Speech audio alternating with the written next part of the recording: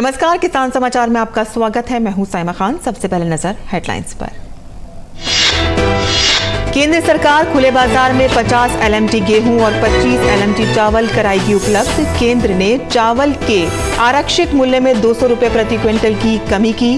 प्रभावी मूल्य होगा 2,900 रुपए प्रति क्विंटल। केंद्र सरकार बाजार मूल्य को कम करने और खाद्य महंगाई दर को नियंत्रित करने के लिए है प्रतिबद्ध। केंद्र सरकार ने चने दाल की भारत दाल के रूप में खुदरा पैक में बिक्री की शुरू। नेफेड और राष्ट्रीय उपभोक्ता सहकारी संघ यानी कि NCCF केंद्रीय भंडार के माध्यम से किया जा रहा है भारत दाल का वितरण। उपभोक्ताओं को सस्ती कीमतों पर दालें उपलब्ध कराने के लिए सरकार मूल्य स्थिरीकरण कोष के अंतर्गत रखती है स्टॉक। तटीय जल कृषि प्राधिकरण संशोधन विधेयक 2023 दोनों सदनों से पारित। केंद्रीय मंत्री पुरुषोत्तम रुपाला ने कहा कि विधेयक से व्यापार करने में होगी आसानी, अपराध भी होंगे कम। मछुआरों को किसान क्रेडिट कार्ड कराए गए हैं उपलब्ध। अगले 5 दिनों में उत्तराखंड, बिहार समेत पूर्वोत्तर के राज्यों में भारी से बहुत भारी बारिश की चेतावनी। हिमाचल, पंजाब, हरियाणा और उत्तर प्रदेश में भी भारी बारिश की संभावना।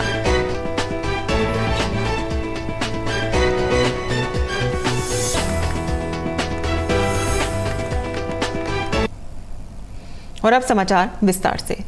भारत सरकार ने निर्णय लिया है कि भारतीय खाद्य निगम ई-नीलामी के माध्यम से बिक्री के लिए खुला बाजार बिक्री योजना घरेलू के तहत 50 LMT गेहूं और 25 LMT चावल चरणबद्ध तरीके से खुले बाजार में उपलब्ध कराएगा। FCI द्वारा चावल की पिछली 5 ई-नीलामी के अनुभव को ध्यान में रखते हुए ये निर्णय लिया गया है कि आरक्षित मूल्य में 200 रुपए क्विंटल की कमी की जाएगी और प्रभावी मूल्य अब 2,900 रुपए क्विंटल होगा। देश के 140 करोड़ से अधिक नागरिकों के हित को ध्यान में रखते हुए भारत सरकार ने उपलब्धता बढ़ाने, बाजार की कीमतों में वृद्धि को कम करने तथा खाद्य महंगाई दर को नियंत्रित करने के लिए OMSSD के तहत निजी कंपनियों को गेहूं और चावल की पेशकश करने का निर्णय लिया है। OMSSD के तहत स्टॉक को समय समय पर विभिन्न उद्देश्यों की प्राप्ति के लिए उपलब्ध कराया जाता है। अतिरिक्त स्टॉक का निपटान, खाद्यान्न की ढुलाई लागत को कम करना, गैर मौसम की अवधि में और आपूर्ति की कमी वाले क्षेत्रों में खाद्यान्न की आपूर्ति बढ़ाना और बाजार की कीमतों में कमी लाना है। कैलेंडर वर्ष 2023 में FCI के माध्यम से भारत सरकार निर्धारित आरक्षित कीमतों पर चरणबद्ध तरीके से गेहूं और चावल उपलब्ध करा रही है। वहीं केंद्र सरकार ने चना दाल को भारत दाल के ब्रांड नाम के अंतर्गत खुदरा पैक में बिक्री 1 किलोग्राम पैक के लिए 60 रुपए प्रति किलोग्राम और 30 किलोग्राम पैक के लिए 55 रुपए प्रति किलोग्राम की अत्यधिक रियायती दरों पर शुरू की है, जिसमें उपभोक्ताओं को सस्ती कीमतों पर दालें उपलब्ध हो सके। भारत दाल का वितरण भारतीय राष्ट्रीय कृषि सहकारी विपणन संघ लिमिटेड नेफेड, राष्ट्रीय उपभोक्ता सहकारी संघ NCCF, केंद्रीय भंडार और सफल की खुदरा दुकानों के माध्यम से किया जा रहा है। इस व्यवस्था के अंतर्गत चना दाल राज्य सरकारों को उनकी कल्याणकारी योजनाओं, पुलिस, कारागारों के अंतर्गत आपूर्ति के लिए और राज्य सरकार नियंत्रित सहकारी समितियों और निगमों के खुदरा दुकानों के माध्यम से वितरण के लिए भी उपलब्ध कराई जाती हैं। उपभोक्ताओं को सस्ती कीमतों पर दालें उपलब्ध कराने के लिए सरकार मूल्य स्थिरीकरण कोष PSF के अंतर्गत 5 प्रमुख दालों चना, तुअर, उड़द, मूंग और मसूर का बफर स्टॉक रखती है। कीमतों को नियंत्रित करने के लिए ही बफर से भंडार को कैलिब्रेट और लक्षित तरीके से बाजार में जारी किया जाता है। कीमतों को नियंत्रित करने के लिए मूल्य समर्थन योजना PSS और मूल्य स्थिरीकरण कोष PSF बफर से चना और मूंग के भंडार लगातार बाजार में जारी किए जाते हैं। और आगे बढ़ते हैं, जहां सदन ने तटीय जल कृषि प्राधिकरण संशोधन विधेयक 2023 पारित कर दिया है। राज्यसभा ने बुधवार को इसे स्वीकृति दी। लोकसभा ने इसे सोमवार को पारित कर दिया था। विधेयक पर चर्चा का उत्तर देते हुए मत्स्य पालन, पशुपालन और डेयरी मंत्री पुरुषोत्तम रुपाला ने कहा कि विधेयक से व्यापार करने में आसानी होगी और इसके अंतर्गत कुछ अपराध भी कम होंगे। उन्होंने कहा है कि मत्स्य विभाग को 1947 से 1914 तक कुल 3,680 करोड़ रुपए का आवंटन मिला था। रुपाला ने कहा कि एक अलग मत्स्य पालन मंत्रालय बनाया गया है और केवल प्रधानमंत्री मत्स्य संपदा योजना के लिए 20,000 करोड़ रुपए से अधिक आवंटित किए गए हैं। उन्होंने कहा कि मछुआरों को किसान क्रेडिट कार्ड उपलब्ध कराए गए हैं। हमारे प्रधानमंत्री जी के दिशा निर्देशों में हमारे इस सेक्टर के लिए जैसे ये PMMSY की चर्चा हुई और कई चीज़ों की चर्चा हुई, इसमें मुझे बताना चाहिए कि फिशरमैनों को सर आज़ादी के बाद प्रधानमंत्री श्री मोदी जी के कारण किसान क्रेडिट कार्ड देने का अधिकार दिया। सिर्फ किसानों के लिए ये था। यहाँ जो किसान लोग हैं उनको सबको पता है ये ऋण किसानों को मिलता है जो 7% से इनको उपलब्ध किया जाता है और वो समय पे भुगतान करने पर 3% भारत सरकार इसका इंटरेस्ट में सब्सिडी देते हैं। ये प्रावधान मछुआरे समाज को भी देने का निर्णय प्रधानमंत्री मोदी जी ने किया है और हम और राज्य सरकार मिलके सारे मछुआरे परिवार को ये ऋण उपलब्ध कराने का हम प्रयास कर रहे हैं। मैं सभी सांसद बंधुओं से मेरा नम्र निवेदन है कि आप अपनी अपनी कॉन्स्टिट्यूंसी में ये KCC अपने मछुआरे समाज को उपलब्ध कराने में आप वहाँ के डिस्ट्रिक्ट के साथ अधिकारियों के साथ डिस्ट्रिक्ट लीड बैंकों के साथ बैठ के प्रयास करिए, क्योंकि बैंकों को इसमें कम रुचि है। इसका आप सब लोग नेतृत्व करके हमारे मछुआरे समाज को काम करने में प्रयास करें। और केंद्रीय नवीन एवं नवीकरणीय ऊर्जा और विद्युत मंत्री RK सिंह ने राज्यसभा में 2 प्रश्नों के लिखित उत्तर में बताया कि सौर पार्क और अल्ट्रा मेगा विद्युत परियोजना का विकास योजना को 8,100 करोड़ रुपए का स्वीकृत आवंटन प्राप्त हुआ है और इस योजना को बिना किसी अतिरिक्त वित्तीय आशय के वित्त वर्ष 2025-26 तक बढ़ा दिया गया है और इसीलिए योजना के विस्तार के लिए कोई अतिरिक्त धनराशि आवंटित नहीं की गई है। RK सिंह ने बताया है कि सरकार ने अब तक देश भर में 12 राज्यों में 37,990 मेगावाट की कुल क्षमता वाले 50 सौर पार्कों को मंजूरी दी है। इस स्वीकृति से 8,521 मेगावाट की कुल क्षमता वाले 11 सौर पार्क पूरे कर लिए गए हैं और 3,985 मेगावाट की कुल क्षमता वाले 7 सौर पार्क आंशिक रूप से पूरे हो चुके हैं। इन पार्कों में कुल 10,237 मेगावाट क्षमता की सौर परियोजनाएं विकसित की गई हैं। उन्होंने ये भी बताया है कि चालू वर्ष और पिछले 3 वर्षों के दौरान विभिन्न सौर पार्कों में स्थापित सौर परियोजनाओं की विद्युत उत्पादन क्षमता में 2,292 मेगावाट की बढ़ोतरी हुई है। सौर पार्क के लिए अभी तक लगभग 69,000 हेक्टेयर भूमि का अधिग्रहण किया जा चुका है। सौर पार्कों के लिए भूमि के प्रावधान की जिम्मेदारी संबंधित राज्य केंद्र शासित प्रदेश सरकार की है और इसके अलावा सौर पार्क योजना सौर पार्कों के विकास के लिए अपशिष्ट गैर कृषि भूमि के उपयोग को प्रोत्साहित करती है।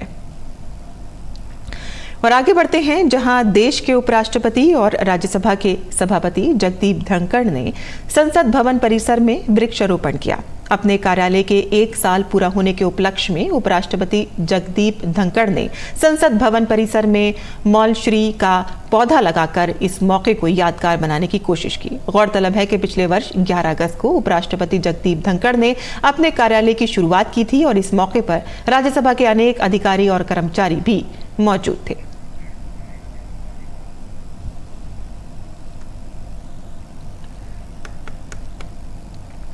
और देश में बासमती चावल का बीता 1 दशक में तेजी से बाजार में बढ़ा है और इसके चलते मिलावटी बासमती चावल की मार्केट में उपलब्धता भी देखने को मिलती है। और इस विषय पर हमारे संवाददाता ओपी यादव ने बात की कॉन्क्लेव के आयोजक और जाने माने बासमती चावल इंडस्ट्री विशेषज्ञ अनिल कुमार मित्तल से।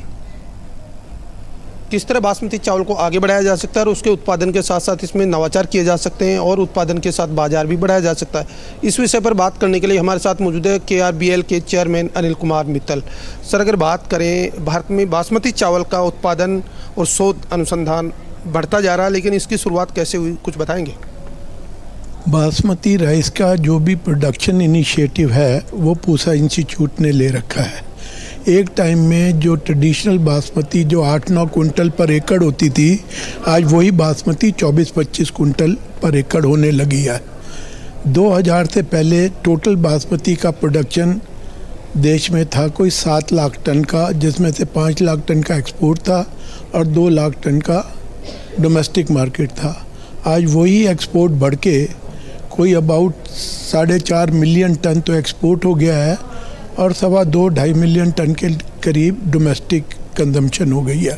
अगर बात करें इसमें अपमिश्रण की शिकायतें लगातार आती रहती है, आपने भी इस मुद्दे को उठाया है, क्या लगता है आपको इसमें किस तरह इसमें सुधार किया जा सकता है और FSSAI की भूमिका क्या देखते हैं? जहाँ तक हमारा ख्याल है ये FSSAI के स्टैंडर्ड आने के बाद, इम्प्लीमेंटेशन के बाद इसमें सुधार ज़रूर होगा, क्योंकि इन्होंने काफ़ी सख्त कानून बनाया है।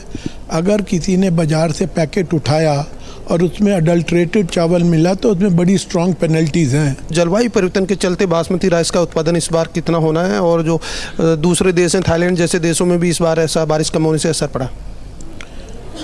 हिंदुस्तान में तो इस साल बासमती का प्रोडक्शन जो है वो कोई 15% के करीब डेफिनेटली बढ़ जाएगा, क्योंकि इसमें पंजाब गवर्नमेंट ने और दूसरी गवर्नमेंट ने काफ़ी प्रोत्साहन किया है किसानों को और इंसेंटिव भी दिए हैं। भारत में बासमती चावल का एरिया कहाँ कहाँ पर है अगर बात करें तो?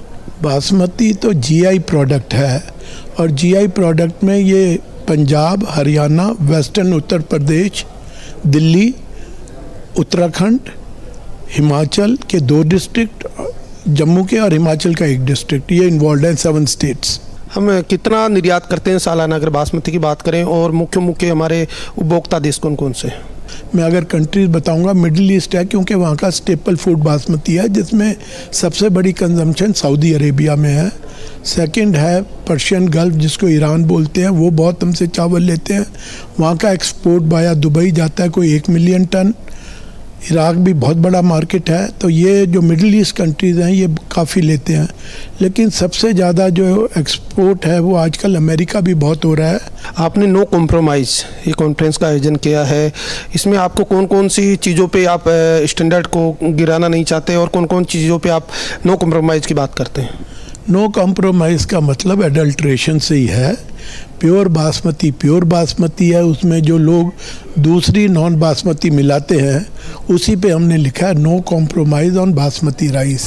तो KRBL के चेयरमैन अनिल कुमार मित्तल, जिनका मानना है कि भारत में बासमती चावल का न केवल दिन प्रतिदिन उत्पादन बढ़ रहा है, बल्कि निर्यात बढ़ने से इस क्षेत्र में रोजगार, कारोबार और संभावनाएं भी तेजी से बढ़ रही है। मेरे सहयोगी कैमरामैन हरजीत सिंह बाबा के साथ मोपी यादव, DD न्यूज़, दिल्ली। और मौसम विभाग ने 5 दिनों तक उत्तराखंड, बिहार, सिक्किम और अरुणाचल प्रदेश में तेज से बहुत तेज बारिश की संभावना व्यक्त की है, और साथ ही हिमाचल प्रदेश, पंजाब, हरियाणा और उत्तर प्रदेश में भी अलग अलग स्थानों पर भारी वर्षा होने की संभावना जताई है। विभाग ने अगले सप्ताह देश के बाकी हिस्सों में कम बारिश का भी अनुमान व्यक्त किया है। वहीं विभाग ने असम, मेघालय, नागालैंड, मणिपुर, मिजोरम और त्रिपुरा में भारी से बहुत भारी वर्षा होने की भी संभावना व्यक्त की है। पहाड़ी क्षेत्र में जारी बारिश के कारण मैदानी क्षेत्रों में नदियां उफान पर हैं। उत्तर प्रदेश के मुरादाबाद में रामगंगा नदी का जलस्तर काफी बढ़ गया है, और जिसके कारण बाढ़ की स्थिति पैदा हो गई है। नदी का जलस्तर बढ़ने से लोगों को काफी दिक्कतों का सामना करना पड़ रहा है।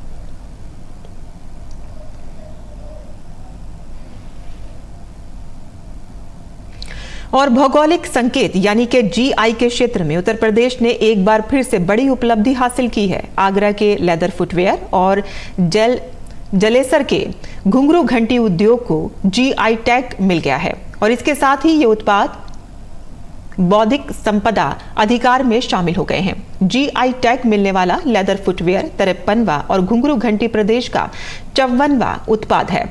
लेदर फुटवेयर को GI टैग मिलने से आने वाले समय में व्यापक रोजगार के साथ साथ निर्यात में वृद्धि होगी, और आत्मनिर्भर भारत अभियान में आगरा लेदर फुटवेयर अपनी मजबूत भागीदारी निभाएगा। वहीं जलेसर के घुंघरू घंटी उद्योग भी अपनी मजबूत भागीदारी निभाएंगे, और इससे आगरा और जलेसर के उद्यमियों में काफी खुशी है।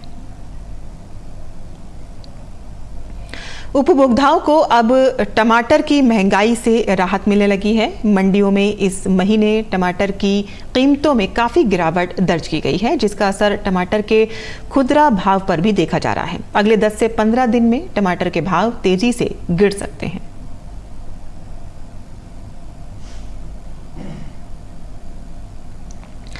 विश्व शेर दिवस मनाया जा रहा है। ये दिवस शेरों के संरक्षण और सुरक्षा को लेकर जागरूकता बढ़ाने के लिए प्रतिवर्ष विश्व भर में 10 अगस्त को मनाया जाता है। गुजरात में विश्व शेर दिवस के मौके पर विभिन्न कार्यक्रमों का आयोजन किया जा रहा है।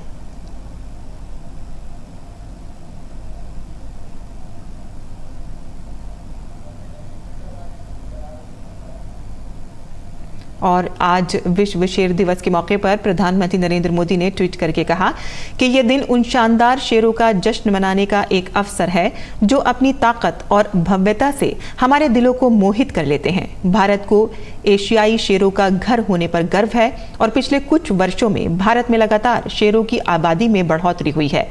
मैं शेरों के आवास की रक्षा की दिशा में काम करने वाले सभी लोगों की सराहना करता हूं और हम उन्हें संजोना और उनकी रक्षा करना जारी रखें ताकि आने वाली पीढ़ियों के लिए वो फलते फूलते रहें।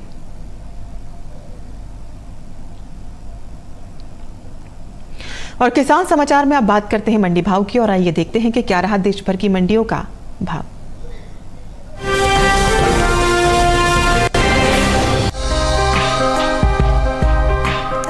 इन दिनों कृषि उपज मंडियों में धान की आवक सामान्य बनी हुई है। बुधवार को ज्यादातर मंडियों में धान बिकवाली के लिए पहुंची। भाव की बात करें तो लखीमपुर, सुल्तानपुर और तुलसीपुर मंडी में धान के सौदे मजबूती के साथ हुए, जबकि दहेगाम और लालगंज मंडी में इस दौरान धान के भाव में नरमी देखने को मिली। एगवाक नेट के मुताबिक गुजरात की दहेगाम मंडी में 8 अगस्त को धान का भाव था 1912 रुपए। 9 अगस्त को इसके भाव में 37 रुपए की गिरावट आई और भाव हो गया 1875 रुपए। उत्तर प्रदेश की लखीमपुर मंडी में इस दौरान सामान्य क्वालिटी की धान के सौदे मजबूती के साथ हुए। यहां 8 अगस्त को सामान्य धान का भाव रहा 2000 रुपए। 9 अगस्त को इसके सौदे 20 रुपए चढ़कर 2020 रुपए पर हुए। हालांकि राज्य की ही लालगंज मंडी में 8 अगस्त को सामान्य क्वालिटी की धान का भाव था 2260 रुपए। 9 अगस्त को इसके सौदों में 60 रुपए की नरमी आई और भाव 2200 रुपए पर आ गया। सुल्तानपुर मंडी में 8 अगस्त को सामान्य धान 1925 रुपए पर बिकी। 9 अगस्त को इसके भाव में 25 रुपए की तेजी आई और भाव 1950 रुपए पर आ गया।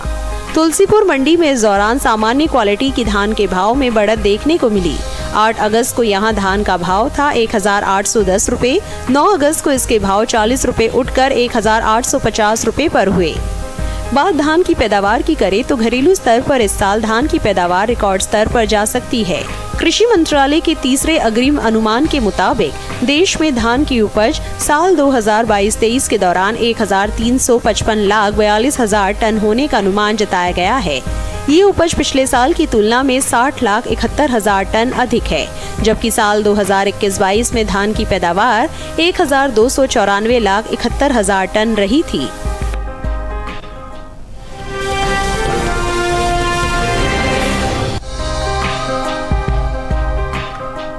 इन दिनों कृषि उपज मंडियों में गेहूं की आवक सामान्य बनी हुई है। भाव पर नजर डालें तो बुधवार को ज्यादातर कृषि उपज मंडियों में गेहूं के सौदों में मिला जुला रुख देखने को मिला। राजकोट, खातेगांव और नागपुर मंडी में गेहूं के भाव में मजबूती के साथ कारोबार हुआ। वहीं मेरठ मंडी में नरमी देखने को मिली, जबकि लालसोट मंडी में इस दौरान गेहूं के सौदे बिना किसी फेरबदल के साथ हुए। एगवाक नेट के मुताबिक गुजरात की राजकोट मंडी में 8 अगस्त को लोकवान गेहूं का भाव था 2415 रुपए। 9 अगस्त को इसके भाव में 25 रुपए की तेजी आई और भाव 2240 रुपए प्रति क्विंटल पर आ गया। मध्य प्रदेश की खातेगांव मंडी में इस दौरान गेहूं के सौदों में मजबूती के साथ कारोबार हुआ। यहां 8 अगस्त को गेहूं का भाव रहा 2441 रुपए। 9 अगस्त को इसके सौदे 130 रुपए चढ़कर 2571 रुपए पर हुए। महाराष्ट्र की नागपुर मंडी में 8 अगस्त को शरबती गेहूं का भाव था 2483 रुपए। 9 अगस्त को इसके भाव 10 रुपए उठकर 2493 रुपए पर हुए। राजस्थान के लालसोट मंडी में बीते 2 दिनों के दौरान गेहूं के भाव स्थिर रहे। यहां 8 और 9 अगस्त को गेहूं 2400 रुपए पर बिका। हालांकि उत्तर प्रदेश की मेरठ मंडी में धारा गेहूं के भाव में नरमी देखने को मिली। यहां 8 अगस्त को धारा गेहूं का भाव रहा 2280 रुपए। 9 अगस्त को इसके सौदों में 5 रुपए की नरमी आई और भाव हो गया 2275 रुपए।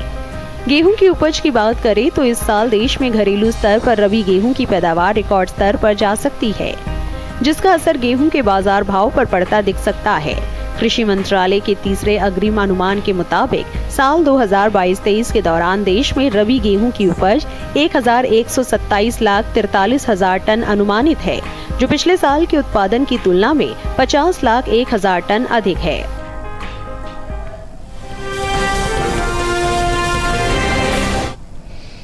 और मंडी खबर के बाद अब बात करते हैं मौसमी खेती की। किसान इस मौसम में कैसे रखें अपनी खेती का ख्याल, आइए देखते हैं।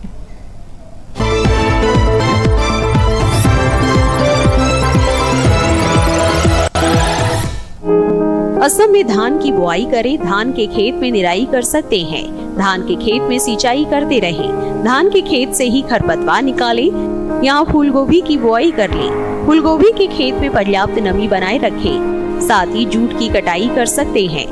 किसान अरहर की बुआई कर ले, अभी तिल की बुआई के लिए खेत तैयार करें। असम में मूंग की बुआई करते रहें, किसान उड़द की बुआई भी कर ले। इसके अलावा ब्रोकली की बुआई करें, वहीं पत्ता गोभी की बुआई के लिए नर्सरी तैयार कर ले।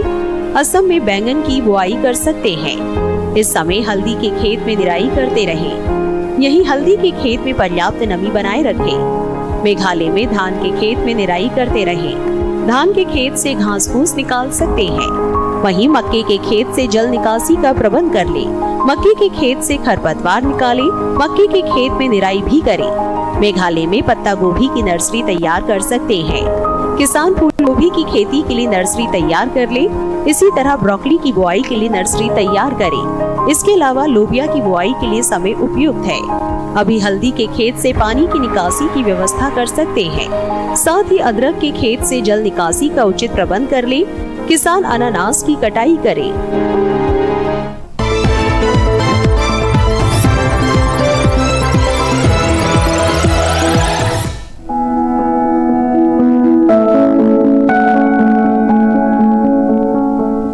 गाजर की खेती के लिए बलुई दोमट और दोमट मिट्टी सबसे अधिक ठीक रहती है। जिस खेत में आप गाजर बो रहे हो उसमें से पानी निकालने का पूरा प्रबंध होना चाहिए। मेड़ों पर फसल बोने से जल भराव का खतरा कम हो जाता है। 1 हेक्टेयर के लिए 5 से 6 किलो बीज पर्याप्त होते हैं। बोने से पहले खेत की मिट्टी को भुरभुरा बना ले। कतार से कतार के बीच की दूरी करीब 30 सेंटीमीटर होनी चाहिए। बोते समय 1 हेक्टेयर जमीन में 30 किलो नाइट्रोजन, 40 किलो फास्फोरस और इतनी ही मात्रा में पोटेशियम देनी चाहिए। बुआई के 25 से 30 दिन बाद 15 किलो नाइट्रोजन दे दे और 45 से 50 दिन बाद भी 15 किलो नाइट्रोजन प्रति हेक्टेयर के हिसाब से दे। जब बीज उगाए तो 8 से 10 दिन के अंतराल पर सिंचाई करें। गाजर की फसल के साथ अनेक खरपतवार उगाते हैं जो भूमि में नमी और पोषक तत्व लेते हैं, जिसके कारण गाजर के पौधों का विकास और बढ़वार पर प्रतिकूल प्रभाव पड़ता है। इन्हें खेत से निकालना बहुत आवश्यक हो जाता है।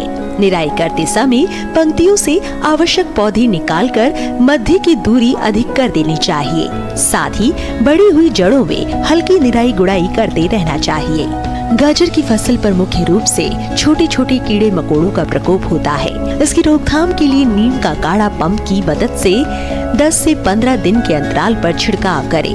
गाजर की फसलों में आर्द्र गलन रोग के कारण बीज के अंकुरित होते ही पौधे संक्रमित हो जाते हैं, जिससे तने का निचला भाग जो भूमि की सतह से लगा रहता है सड़ जाता है।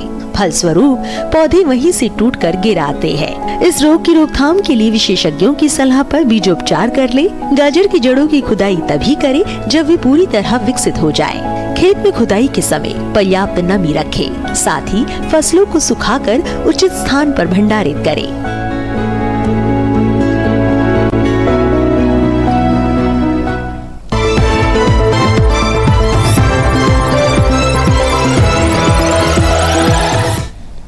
और खेती किसानी से जुड़ी खबरों के बाद आइए अब नजर डाल लेते हैं कुछ और खबरों पर। खास खबर में भारतीय रिजर्व बैंक के गवर्नर शक्तिकांत दास ने द्विमासिक मौद्रिक नीति की घोषणा की है, जिसमें रेपो रेट में कोई बदलाव नहीं किया गया है। रेपो रेट 6.50% पर बरकरार रहेगा। जम्मू कश्मीर में सुरक्षा बलों को एक बड़ी कामयाबी हाथ लगी है। पुलिस और सेना ने संयुक्त अभियान में बडगांव में आतंकवादी संगठन लश्कर-ए-तैयबा से जुड़े 3 आतंकवादी सहयोगियों को गिरफ्तार कर लिया है और उनके कब्जे से आपत्तिजनक सामग्री भी बरामद की है। अमृतसर पुलिस ने 12 किलो हेरोइन बरामद करते हुए 3 आरोपियों को गिरफ्तार किया है। आरोपी खेप पहुंचाने की फिराक में थे। आरोपी पाकिस्तानी तस्करों के संपर्क में रहे हैं और एनडीपीएस एक्ट के तहत एफआईआर दर्ज करके आगे की जांच जारी है।